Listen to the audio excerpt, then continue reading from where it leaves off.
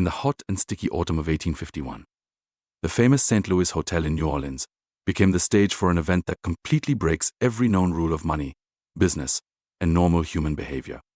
It is a dark and strange mystery that historians have only whispered about for more than 150 years now.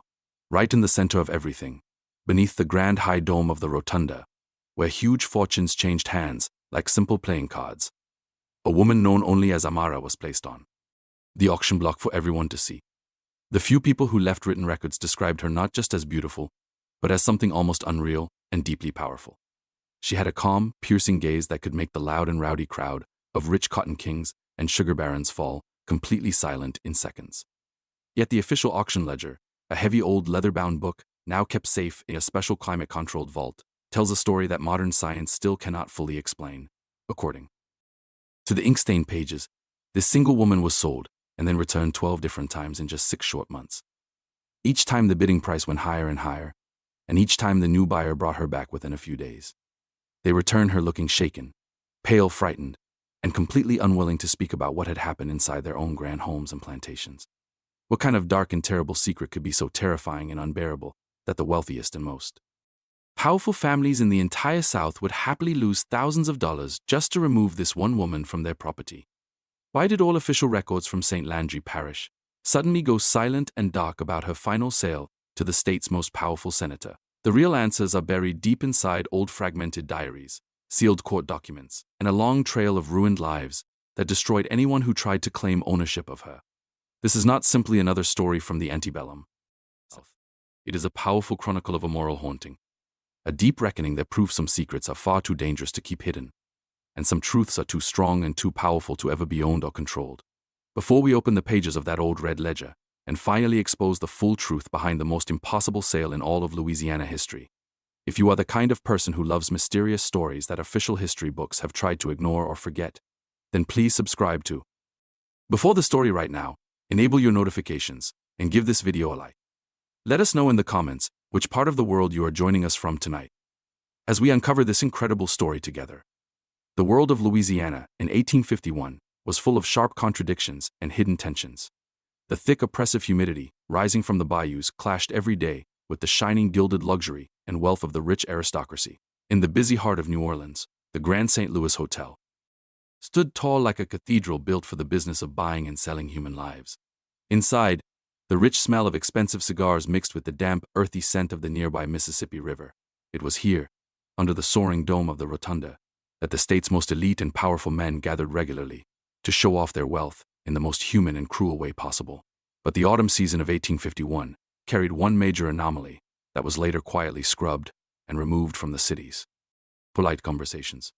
The surviving records from that year, especially the Ledger of Human Property Volume 4, contain several entries that are very different from all the normal dry business writing.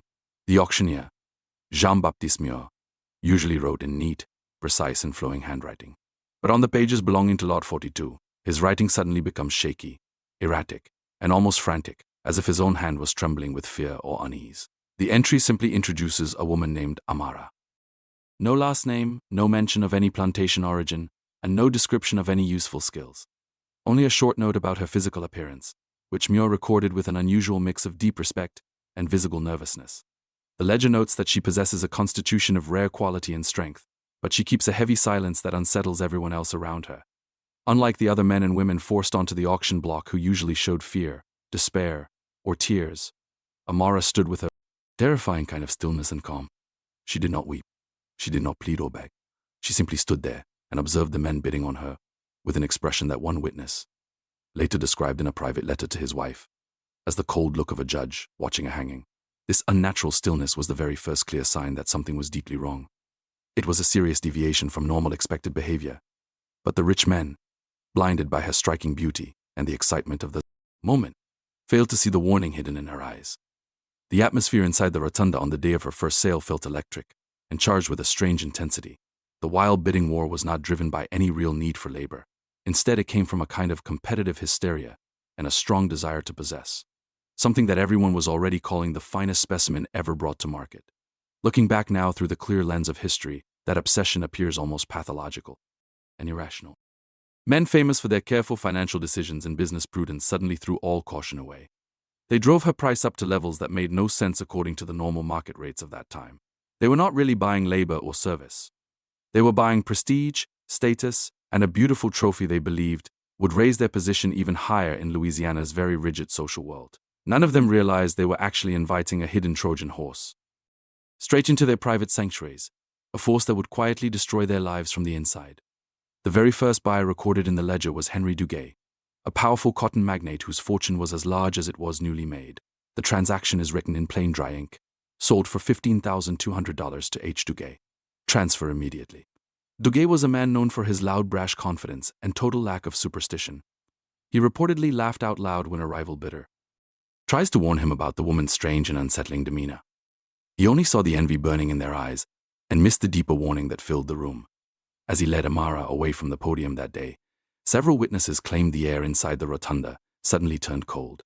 A strange phantom chill settled deep into everyone's bones even though the October heat outside was still sweltering and heavy. This odd change in temperature was dismissed at the time as nothing more than a simple draft, but it appears in at least 3 separate diary entries written that same day. Duguay's personal journals, which only survived because they were later taken during bankruptcy proceedings, describe how an immediate heavy feeling descended upon his entire household the moment she arrived. He wrote about a constant sensation of being watched, even when he sat completely alone in his own rooms. His usually fierce and loyal dogs retreated to the farthest corners of the property and refused to bark or make any sound. The servants also fell into a quiet, nervous routine and began avoiding the new arrival, not because they disliked her, but because of a deep natural instinct for self-protection. Amara was given fine quarters close to the main house, a sign of her high value as an acquisition. Yet she never lived in them like an ordinary person would. Instead of resting or working as ordered, Amara began a strange new behavior that would repeat in every single house she entered. She would stand perfectly still for many hours in specific rooms, staring with intense focus at one particular section of a wall, a single floorboard, or a certain piece of furniture. She never spoke. She never pointed.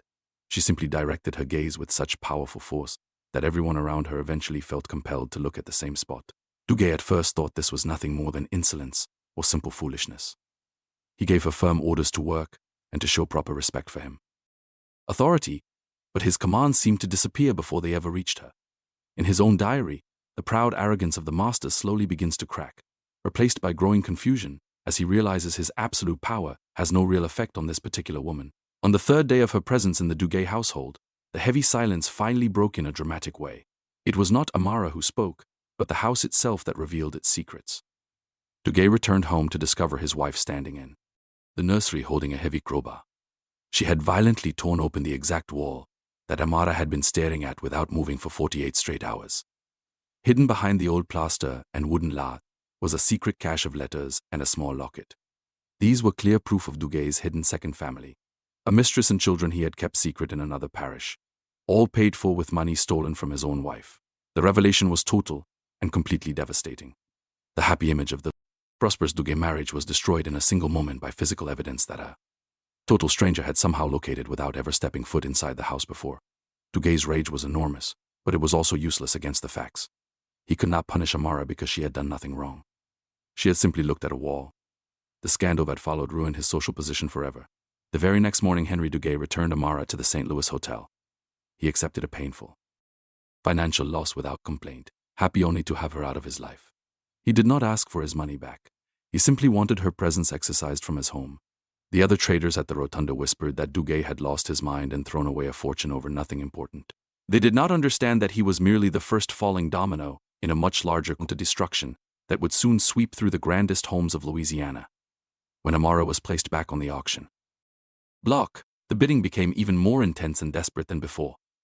The rumors of Duguay's sudden family collapse had spread quickly, but instead of lowering her value, they strangely added even more mystique and attraction. The second buyer was a wealthy sugar planter named Louis Fontano. He proudly considered himself a complete skeptic and man of reason. He thought Duguay was a weak fool and saw a chance to buy a legendary beauty at a lower price. The ledger records this sale at $15,500, an amount that shocked even the most extravagant buyers of the time. And so the pattern continued, growing stronger with every new owner. Each man believed he would be different. Each man failed. Amara moved through their lives like a silent force that exposed only what they had tried hardest to hide. The more she revealed, the higher her price climbed, and the deeper the fear spread across New Orleans.